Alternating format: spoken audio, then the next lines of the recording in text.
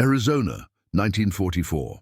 When the hospital train pulled into the desert station with its cargo of wounded German prisoners, Nurse Margaret O'Sullivan expected to see broken men filled with hatred and defiance. Instead, through the dusty windows, she watched as a young soldier with an empty sleeve struggled to help his fellow prisoners down from the car, his remaining hand steady and gentle. Among them was Friedrich Weber, 24, a former carpenter from Bavaria who had lost his left leg at Monte Cassino.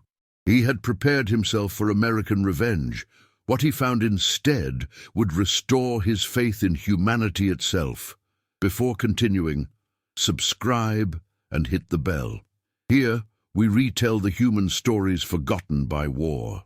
The Florence Army Hospital sat like a fortress of hope against the Arizona mountains, its white walls gleaming under the relentless sun. As the wounded German prisoners were wheeled and carried through its doors, the silence was thick with tension and uncertainty. Friedrich gripped his crutches tightly, his knuckles white against the wood, expecting harsh commands and cold stares. Instead, Nurse O'Sullivan approached with a warm smile and a gentle touch to his shoulder. "Welcome," she said simply, her voice cutting through his fear like sunlight through storm clouds. "You're safe here." The words hung in the air, translated quickly by a German-speaking orderly, and Friedrich felt something he hadn't experienced in months, the absence of fear. Around him, other wounded prisoners exchanged glances of bewilderment. Hans Müller, who had lost his right arm in Sicily, whispered to his bunkmate, "Sie behandeln uns wie Menschen. They're treating us like humans." The hospital corridors buzzed with activity, but it was unlike any military facility Friedrich had ever known. American nurses moved between beds with equal care for their own wounded and the German prisoners. He watched in amazement as Nurse Patricia Williams adjusted the pillow of a young German soldier who had lost both legs, speaking softly in broken German while checking his bandages. The boy, barely 18, smiled through his tears, the first smile Friedrich had seen from any of them since their capture. Dr. James Harrison, the head of the amputee rehabilitation unit, was a tall man with kind eyes and hands that spoke of years spent healing rather than harming. When he examined Friedrich's residual limb, his touch was professional yet gentle, explaining each step of the process in simple English that the translator converted to German. "We're going to fit you with the best prosthetic leg we can make," he said, looking directly into Friedrich's eyes. "You'll walk again, I promise you that." That first night, lying in a clean bed with white sheets, the first real bed he'd known in over a year, Friedrich stared at the ceiling and tried to understand what was happening. Through the window he could see the Arizona stars blazing across the desert sky, and for the first time since his injury, he allowed himself to hope.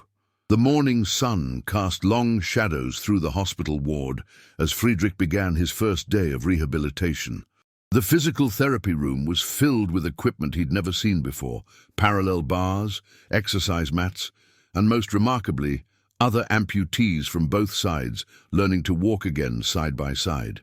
American soldiers missing arms worked alongside German prisoners missing legs, their common struggle erasing the lines that war had drawn between them. Lieutenant Bobby Thompson, a farm boy from Iowa who had lost his left arm in Normandy, was the first to break the ice. With a grin that could light up the entire ward, he approached Friedrich's wheelchair and extended his remaining hand. "Heard you were a carpenter," he said through the translator. "I'm a farmer. Guess we both got to learn new tricks with what we got left." The simple acceptance in his voice dissolved another layer of Friedrich's defensive walls. Nurse O'Sullivan became Friedrich's anchor in this strange new world. Every morning, she would arrive with the same warm smile and a cup of real coffee, not the ersatz substitute he'd grown accustomed to in the Wehrmacht.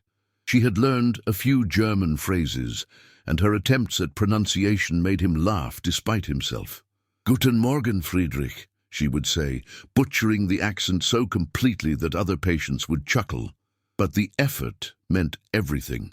The prosthetic fitting process was unlike anything Friedrich had imagined. Master Sergeant Robert Woody Woodson, the hospital's chief prosthetist, was a craftsman who took personal pride in every piece he created. "Each one is custom," he explained, measuring Friedrich's residual limb with the precision of a master carpenter. "This isn't just a replacement leg. It's your ticket back to living." Woody had lost his own father in the Great War and understood that healing meant more than just physical recovery. As days turned into weeks, Friedrich began to understand the philosophy that guided this place. During group therapy sessions led by Dr. Harrison, wounded men from both nations shared their fears and hopes through careful translation. Hans Müller spoke of his dream to return to his family's bakery, finding new ways to knead dough with one arm.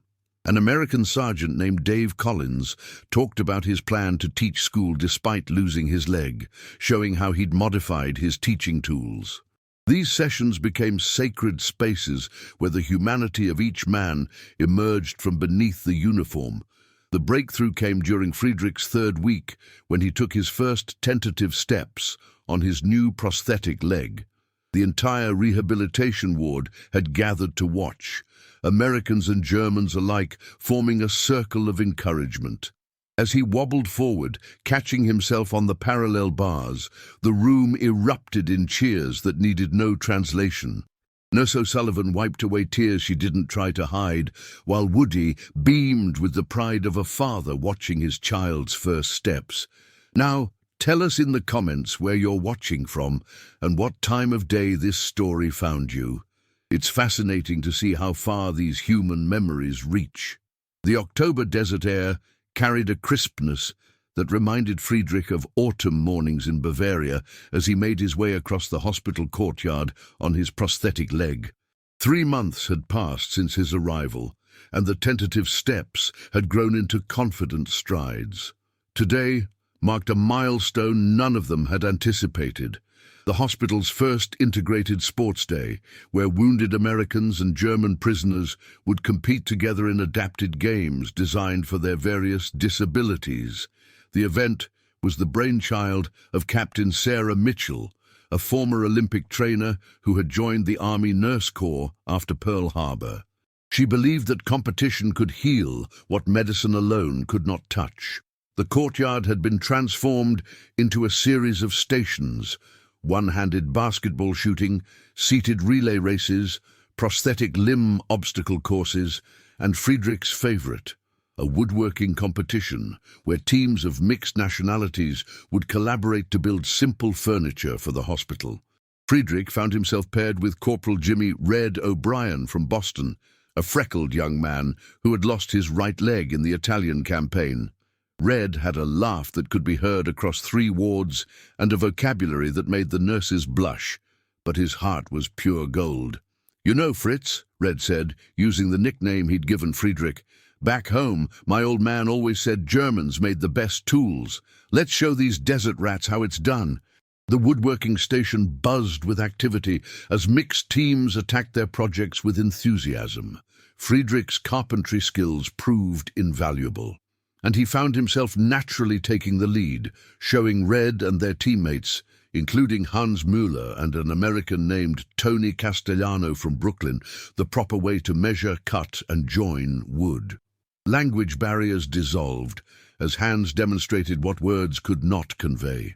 Nurse O'Sullivan wandered between the stations, her camera capturing moments that would later fill a photo album she planned to send to her mother in Ireland. She paused at Friedrich's team as they worked on a small bookshelf, watching how effortlessly the men had learned to accommodate each other's limitations. Red held boards, steady, while Friedrich marked measurements with his left hand, having adapted his technique since losing his right leg's stability. Hans, working with one arm, had become expert at applying wood glue, while Tony handled the smaller precision work his steady hands were perfect for. The competition reached its crescendo when Dr. Harrison announced the final event, a talent show where each integrated team would perform something together. Friedrich's team huddled in nervous consultation. What could they possibly do? Then Tony remembered that Hans had mentioned singing in his church choir back in Germany, and Red admitted he'd played harmonica before the war. Friedrich, surprising everyone, revealed that his father had taught him traditional Bavarian folk songs. As evening approached and the desert sky painted itself in shades of orange and purple, Friedrich's team took the makeshift stage. Hans began with a gentle German folk melody, Die Gedanken sind frei, Thoughts are free. Red's harmonica joined in, picking up the tune with surprising skill. Then something magical happened. Tony began humming along, and Red started improvising English lyrics about freedom and friendship. Friedrich, his voice strong and clear, sang the original German words, while the Americans created their own harmony. The audience, patients, nurses, doctors, and guards fell silent as the music washed over them.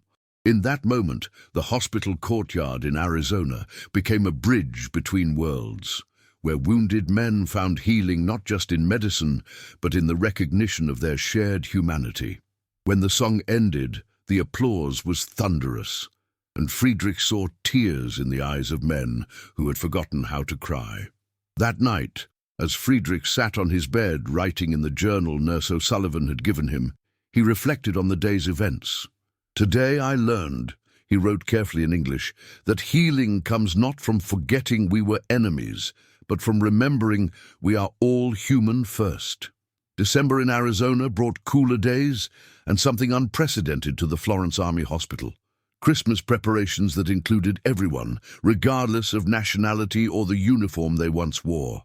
Friedrich watched from his wheelchair as Nurse O'Sullivan and several other staff members decorated the main ward with paper snowflakes and evergreen branches, creating a celebration that honored traditions from both sides of the conflict. The idea had come from an unexpected source. Chaplain Robert Möller, no relation to Hans, despite sharing the same surname, a German-American pastor whose grandparents had immigrated from the same region where Friedrich grew up.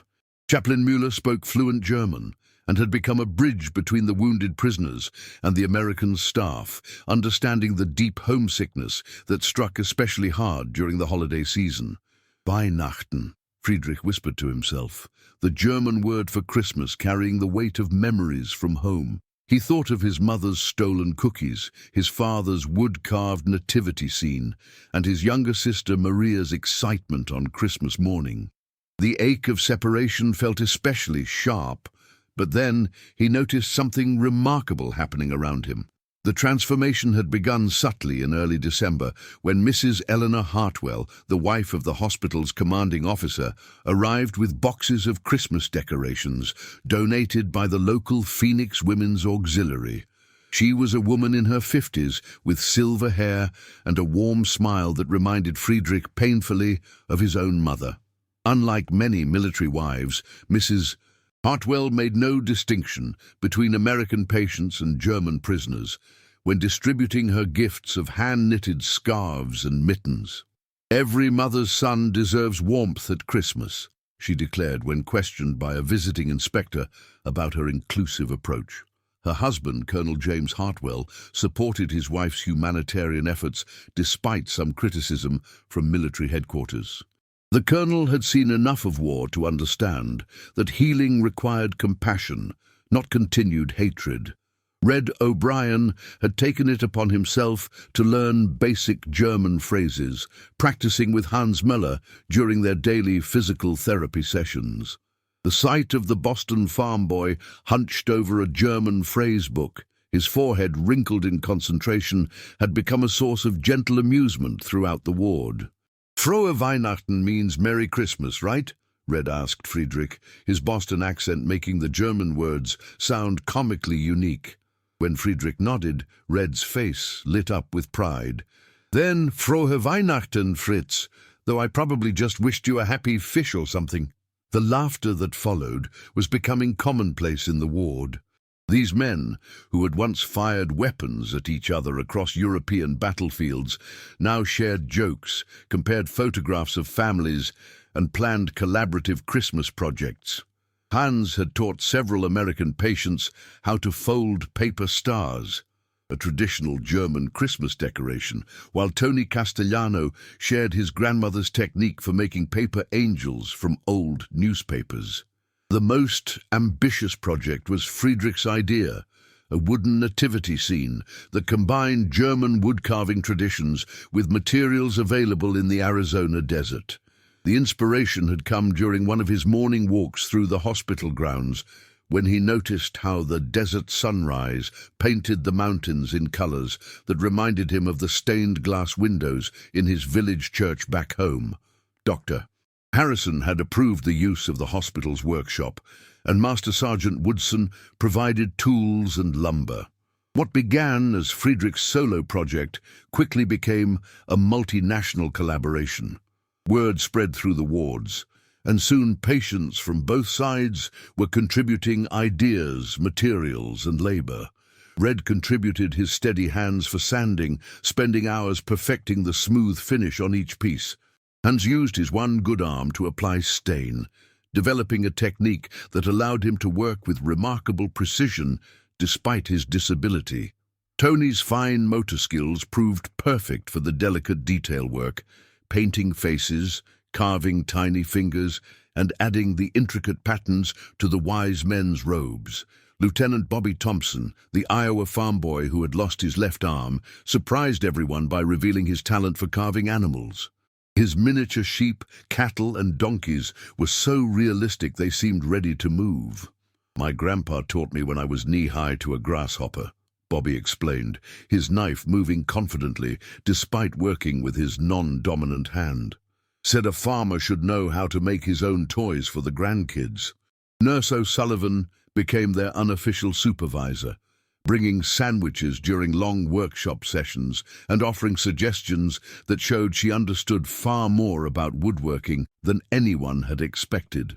"My father was a cabinet maker in County Cork," she explained, running her fingers over Friedrich's carving of the Christ child.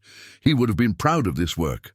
She had also taken on the role of project coordinator, creating a schedule that allowed different patients to work on various components without interfering with their medical treatments and therapy sessions. The workshop sessions became sacred times that transcended the usual boundaries of the hospital. German prisoners worked alongside American soldiers, sharing techniques and stories. Friedrich found himself teaching Corporal Danny Morrison from Alabama the proper way to join wood without nails, using traditional German joinery techniques passed down from his father. In return, Danny showed Friedrich how to create realistic wood grain effects using a technique his uncle had learned during the Depression. As the nativity scene took shape, it became clear that this was more than just a Christmas decoration. It was a symbol of reconciliation. The stable was built using a combination of European and American construction techniques. The figures reflected the diverse backgrounds of their creators. Mary's face bore the gentle features that reminded Friedrich of his sister, while Joseph's strong hands were modeled after Master Sergeant Woodson's weathered fingers. The three wise men became a particular source of pride and subtle humor. One bore a remarkable resemblance to Dr. Harrison, complete with his characteristic kind eyes and gentle smile. Another looked suspiciously like Chaplain Mueller, while the third seemed to have been inspired by Colonel Hartwell's distinguished bearing. The patients had collaborated on these likenesses without explicitly discussing it, and the result was both reverent and deeply personal. The nativity scene grew into something beautiful beyond any of their expectations. Friedrich had carved the figures with a level of detail that amazed everyone, but it was the collaborative touches that made it special. Red had suggested adding a small American flag alongside the German and Italian ones that Hans and Tony had requested. "We're all here together," Red reasoned. "Seems right that our countries should be here too." The weeks leading up to Christmas were filled with unexpected moments of grace. Nurse Patricia Williams organized a letter-writing campaign, helping German prisoners compose messages to their families back home. The American patients contributed by sharing their own letters from loved ones, creating a sense of extended family that crossed all boundaries.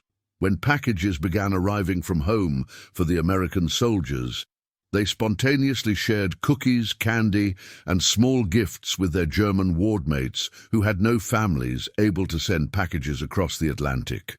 One particularly moving moment came when Sergeant Dave Collins, the teacher who had lost his leg, organized informal language exchange sessions. American patients taught English while German prisoners shared their native tongue. These sessions, held in the evening after medical treatments, became popular social gatherings where laughter and learning mixed freely. Friedrich found himself particularly drawn to these exchanges, his natural aptitude for languages helping him serve as a translator for more complex conversations. The hospital's kitchen staff, led by Master Sergeant Joe DeMarco from New Jersey, began incorporating traditional German Christmas recipes into their meal planning. Hans Müller had shared his grandmother's recipe for Lebkuchen, gingerbread, while Friedrich contributed the method for making Stollen, a traditional Christmas bread. The Americans responded by teaching the Germans about regional American Christmas foods, Red's mother's cranberry sauce recipe, Tony's family's Christmas pizza tradition, and Bobby's Iowa corn pudding. On Christmas Eve, the completed nativity scene was unveiled in the hospital's main lobby. Patients, staff, and visitors gathered around the display, marveling at the craftsmanship and the story it represented. The stable was positioned so that the desert sunset streamed through the lobby windows, casting a warm glow over the figures and creating an almost ethereal atmosphere. Chaplain Mueller offered a blessing in both English and German, speaking of peace on earth and goodwill toward all men, words that carried special meaning in this place where former enemies had become brothers. His voice, strong and clear, carried across the assembled crowd as he spoke of the Christ child who came to break down the walls between peoples and nations. The surprise came later that evening when Nurse O'Sullivan approached Friedrich with a package wrapped in brown paper and tied with string. "This came through military mail," she said softly, her eyes bright with unshed tears. "It's from your family." Friedrich's hands trembled as he opened the package to find a letter from his mother, a photograph of his sister, and a small wooden cross that his father had carved. The letter, translated by Chaplain Mueller, spoke of hope for his safe return and gratitude to the Americans caring for her son. His mother's words, written in her careful script, told of life in their village, how the neighbors were helping to maintain his father's workshop, how Maria had learned to carve simple figures, and how they prayed every night for his safety and healing. The photograph showed Maria standing in front of their house, taller now and wearing a dress Friedrich didn't recognize, but her smile was exactly as he remembered. But the most unexpected gift came from his American ward mates. Red, Tony, Hans, Bobby, Danny, and several others had pooled their resources to commission Master Sergeant Woodson to create something special. A custom wooden box engraved with both German and American symbols, designed to hold Friedrich's letters from home. The lid bore an intricate carving that combined the American eagle with the German oak leaf, surrounded by a border that incorporated elements from both countries' folk art traditions. Inside was a note, written in multiple languages with help from various patients and staff. "For our friend Friedrich, may this hold your memories of home until you can return to make new ones. From your brothers in healing, Red, Tony, Hans, Bobby, Danny, Dave, and all the rest. Arizona, December 1944. The presentation ceremony was held in the ward after lights out, illuminated only by the soft glow of desk lamps and the moonlight streaming through the windows. Each man had contributed something to the box. Red had provided brass corner fittings from his own personal effects. Tony had contributed a small silver medallion of St. Christopher, and Hans had carved a tiny wooden heart that fit perfectly into a secret compartment Woodson had crafted into the lid. That night, as carols played softly over the hospital's radio system, Friedrich sat by his bed, holding his father's wooden cross and looking at the nativity scene visible through the lobby's window. The Christ child he had carved seemed to smile in the soft light, surrounded by figures representing the hope that even in the darkest times, humanity could find its way back to love. Around him, the ward was settling into peaceful sleep. Red mumbled prayers in his distinctive Boston accent, while Hans hummed a German lullaby his mother had sung to him as a child. The sounds of healing, gentle breathing, the occasional soft word of comfort from a night nurse, the distant sound of someone turning pages in a book created a symphony of recovery that would stay with Friedrich for the rest of his life. Outside the window, the Arizona desert stretched endlessly under a canopy of stars, the same stars that shone over his village in Bavaria, over Red's farm in Boston, over Hans's bakery in Munich, and over all the homes where families waited for their sons to return. In that moment, Friedrich understood that home was not just a place. It was the capacity for love and healing that existed wherever human beings chose to see each other as family rather than enemies. Spring arrived in Arizona with a burst of desert wildflowers and news that changed everything. The war in Europe was ending. Friedrich stood in the hospital courtyard on his prosthetic leg, stronger now than he had been before his injury, watching as American staff and German prisoners alike struggled to understand what peace would mean for all of them. The morning air carried the scent of blooming Palo Verde trees and the promise of new beginnings, but also the uncertainty of profound change. The announcement came through the radio on May 8, 1945, VE Day, Victory in Europe. Friedrich had expected to feel joy at the war's end, but instead, he found himself overwhelmed by uncertainty. What would happen to him now? To Hans? To the other German prisoners who had found not punishment but healing in this Arizona desert?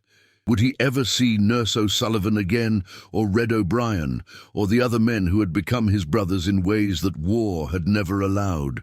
The news spread through the hospital with electric speed. Nurses rushed between wards, some crying with relief, others maintaining their professional composure while their eyes betrayed deep emotion.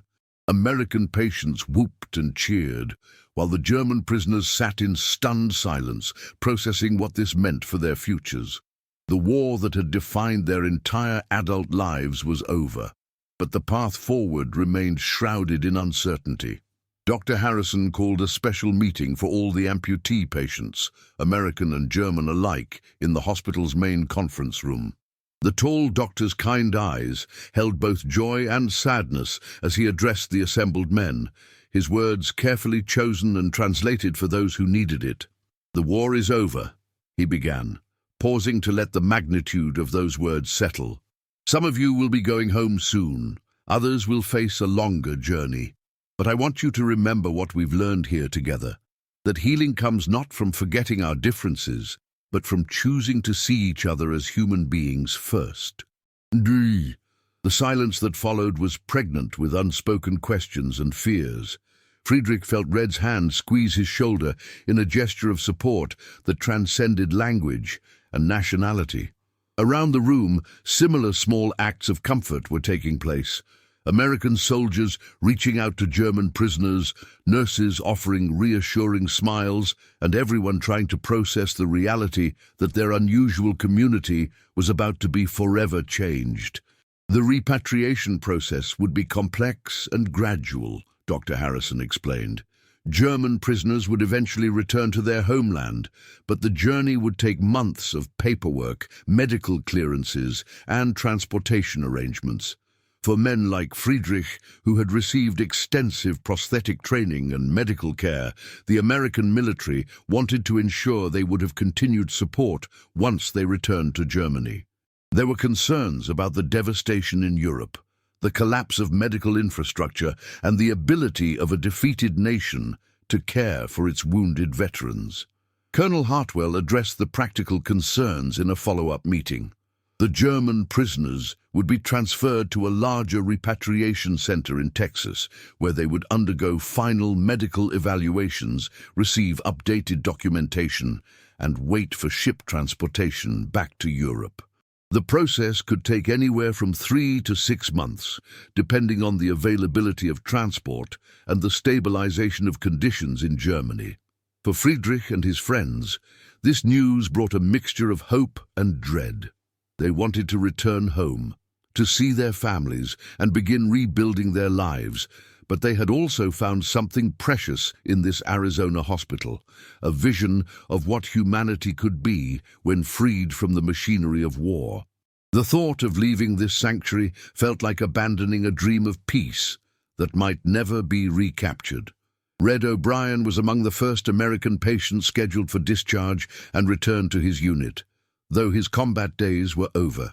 The night before his departure, he sat with Friedrich on the hospital's back porch, sharing one last conversation through the careful translation they had perfected over months of friendship.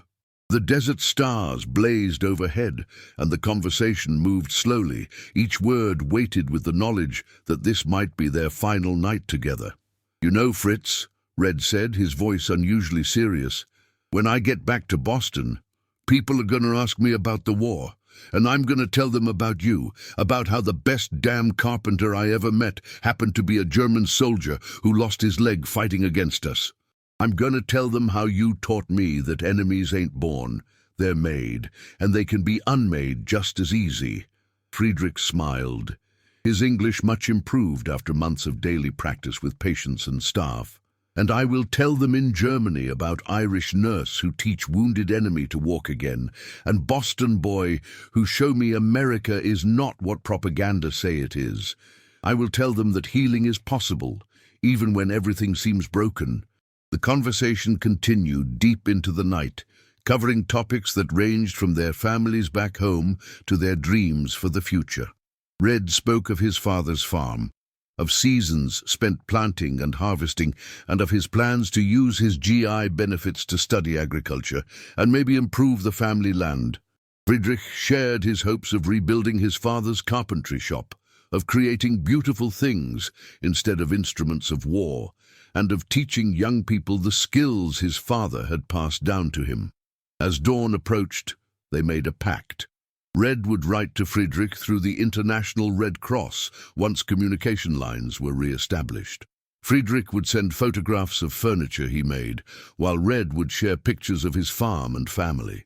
They would maintain their friendship across the ocean and across languages, proving to themselves and the world that the bonds they had forged in the Arizona desert were stronger than the forces that had once made them enemies. The farewell gifts began appearing several days before the actual departures, as news spread that the German prisoners would be transferred within the month. Master Sergeant Woodson presented Friedrich with a complete set of woodworking tools, modified for use with a prosthetic leg. The tools were professional grade, far superior to anything Friedrich had owned before his military service. "You're too good a craftsman to waste," Woody said gruffly, his voice thick with emotion. "These tools will help you start over back home. And every time you use them, remember that an old army sergeant in Arizona believed in your future." Das tut. The tool set included specialized clamps that could be operated one-handed, measuring devices adapted for users with prosthetic limbs, and even a custom workbench design drawn up by Woody himself. Each tool was engraved with Friedrich's name and the date, creating a permanent reminder of his time in Arizona. More than their practical value, the tools represented a vote of confidence in Friedrich's ability to rebuild his life and contribute something positive to the world. Nurse O'Sullivan's gift was more personal, a leather-bound photo album filled with pictures from their time together. She had been documenting their progress from the beginning, creating a visual narrative of transformation and healing. Images of Friedrich's first tentative steps on his prosthetic, the sports day competition, the Christmas nativity scene, and dozens of candid moments showing the friendships that had bloomed in this unlikely place filled the pages. Each photograph was accompanied by carefully written captions in both English and German, creating a bilingual record of their shared experience. There were pictures of Friedrich working in the carpentry shop, laughing with Red during physical therapy, teaching American patients German woodworking techniques and participating in the various activities that had filled his months of recovery. The final page contained a group photograph of the entire amputee ward, Americans and Germans together, with everyone smiling and their arms around each other's shoulders. On the final page, she had written in careful German, "Für Friedrich, der uns gelehrt hat, dass Feinde zu Freunden werden können. For Friedrich, who taught us that enemies can become friends." Below that, in English, "May you carry this proof that love is stronger than hate, and that healing is always possible when we choose to see the humanity in each other." Dr. Harrison's contribution was both practical and deeply meaningful. A comprehensive medical file translated into German, complete with detailed instructions for prosthetic maintenance, exercise routines, and recommendations for continued care. But attached to the medical documents was a personal letter of recommendation, written on official hospital letterhead, attesting to Friedrich's character, work ethic, and potential contributions to society. This letter, Dr. Harrison explained during a private meeting, will help you when you return to Germany. Show it to potential employers, to medical professionals, to anyone who questions your worth or your ability to contribute. You have proven here that disability does not define a person's value, and I want the world to know what kind of man you are. The letter detailed Friedrich's role in the hospital's rehabilitation program, his leadership in collaborative projects, his mentorship of other patients, and his demonstration of exceptional character, resilience, and capacity for forgiveness. It concluded with Dr. Harrison's personal recommendation for any future employment or educational opportunities, signed and sealed with the official hospital stamp. Chaplain Muller organized a farewell service that honored both Christian and humanitarian traditions, focusing on themes of reconciliation, hope, and the ongoing journey toward peace. The service was held in the hospital's chapel, a small building that had hosted prayers in multiple languages throughout the war. The congregation included staff, patients, and even some local residents who had come to know the German prisoners through various work programs and community interactions. The chaplain spoke about the transformation he had witnessed, not just in the physical healing of wounded bodies, but in the spiritual healing of wounded souls. "We have seen here what the prophet spoke of," he said, his voice carrying across the packed chapel. "Swords beaten into plowshares, enemies becoming brothers, the lion lying down with the lamb. This hospital has been a small glimpse of what peace can look like when we choose love over hate." The service included music that reflected the international character of their community. Hans Meller led the German patients in Die Gedanken sind frei, while an American patient named Thomas Washington played guitar and sang Amazing Grace. The combination of languages and traditions created a powerful moment of unity that left few dry eyes in the chapel.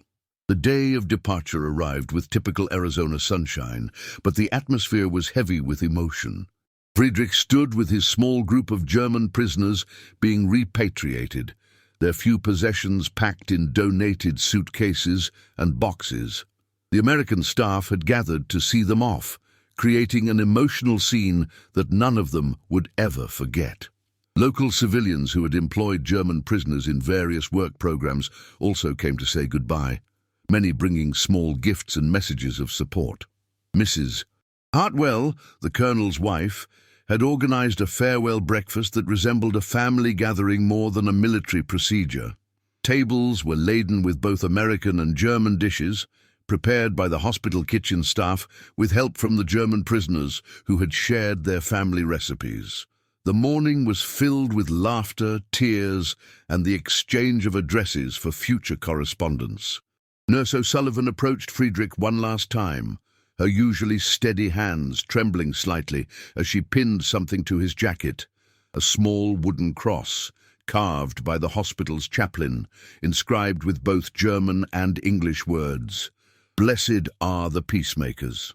The cross was made from wood left over from their Christmas nativity project, creating a tangible link between their collaborative achievement and his future journey. "Promise me something," she said, her voice barely above a whisper, her Irish accent more pronounced as emotion threatened to overwhelm her composure. "Promise me you'll use what you've learned here. Show others that healing is possible, that enemies don't have to stay enemies forever. Be a bridge between worlds, Friedrich. You have that gift." Friedrich looked around at the faces surrounding him. American doctors who had treated him like a patient rather than a prisoner. Nurses who had seen his humanity before his nationality. Fellow amputees who had shown him that disability was not the end of hope. And staff members who had become family over the months of his recovery. In that moment, he understood that this Arizona hospital had given him something more valuable than a new leg. It had given him a new understanding of what it meant to be human. The bus that would take them to the train station sat idling in the desert heat, its destination painted on a simple sign, Texas Repatriation Center. Beyond that lay an uncertain future in a defeated Germany, but Friedrich no longer felt defeated himself. He carried with him the tools, skills, friendships, and most importantly, the vision of human possibility that he had discovered in this unlikely place. "I promise," he said in English, his voice strong and clear. Then, switching to German for emphasis, "Ich verspreche es." The promise carried the weight of everything he had experienced, everyone he had met, and every lesson he had learned about the power of compassion to transform enemies into friends. As the bus pulled away from the Florence Army Hospital, Friedrich pressed his face to the window for one last look at the place that had transformed him. In the distance, he could see the desert mountains where he had learned to walk again, and closer, the courtyard where enemies had become friends through the simple act of recognizing each other's humanity. Nurse O'Sullivan stood waving until the bus disappeared around a bend in the road, her white uniform bright against the brown adobe walls of the hospital. The journey ahead would be long and uncertain. There would be months in the Texas Repatriation Center, a difficult ocean crossing, and then the challenge of rebuilding a life in a devastated homeland. But Friedrich carried with him something that no war could destroy. The knowledge that human beings were capable of extraordinary kindness, even toward their enemies, and that healing was always possible when people chose to see beyond uniforms and nationalities to the shared humanity beneath. Years later, Friedrich would establish a rehabilitation center in Bavaria, using techniques he had learned in Arizona to help German amputees recover from the war. He would tell every patient about an Irish nurse named Margaret O'Sullivan, who had taught him that healing begins with a smile, and about an American farm boy named Red, who had shown him that friendship knows no borders. The wooden cross Chaplain Muller had carved would hang in his workshop, and the tools Master Sergeant Woodson had given him would create beautiful furniture that brought joy to families across southern Germany. The photo album Nurse O'Sullivan had prepared would become a treasured family heirloom, shown to children and grandchildren as proof that even in humanity's darkest hours, light could break through. And the letters that crossed the Atlantic for decades afterward would maintain the bonds forged in an Arizona desert, proving that the brotherhood they had discovered was stronger than the forces that had once driven their nations to war. If this story moved you, leave a like. It helps Friedrich's story reach more people and reminds us what war tried to erase: our humanity. Subscribe to the channel, hit the like button, and tell us in the comments which part touched you most. Because sometimes peace begins when we retell the past with empathy.